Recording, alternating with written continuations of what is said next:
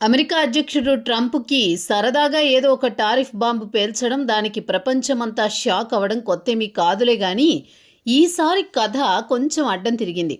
నేను ఏది చేసినా దేశం కోసమే, అమెరికా ఫస్ట్ అంటూ ఆయన గారు విసిరిన కొత్త టారిఫ్ గుగ్గిలానికి సొంత ఇంట్లోనే మంటలు మండాయి. ఏకంగా 25 డెమోక్రటిక్ పాలిత రాష్ట్రాలు ఇదేం మాస్ రాడ్ నాయనా అంటూ America court of international trade మెట్లెక్కేశాయి.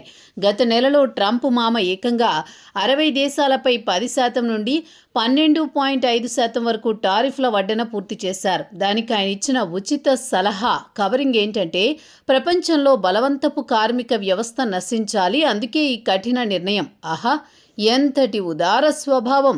కానీ ఈ 25 రాష్ట్రాలు మాత్రం చాలేవయ్యా నీ పెయిడ్ యాక్టింగ్ అని అసలు విషయం బయట పెట్టేశాయి.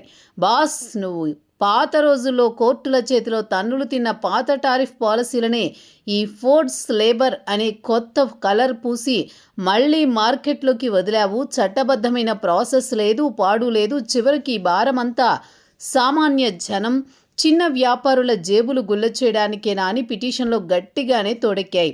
ప్రస్తుతం ఈ కథంతా అమెరికా కోర్ట్ ఆఫ్ ఇంటర్నేషనల్ ట్రేడ్లో పడింది. ట్రంప్ ఏమో అమెరికా కార్మికులను కాపాడుతున్నా నా నిర్ణయం తుచ్చమైనది కాదు అని మీసాలు మెలేస్తున్నాడు. రాష్ట్రాలేమో నీ తుగ్లక్ నిర్ణయాలు ఆపకపోతే వ్యాపారాలు పండగైపోతాయి అని వాపోతున్నారు.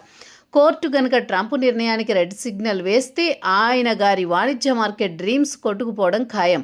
ఒకవేళ గ్రీన్ సిగ్నల్ ఇస్తే మాత్రం ప్రపంచ మార్కెట్లకు, సామాన్య వినియోగదారుల జేబులకు రంధ్రాలు పడ్డం ఖాయం. చూడాలి మరి ఈ టారిఫ్ రాజకీయం ఎటు తేలుతుందో.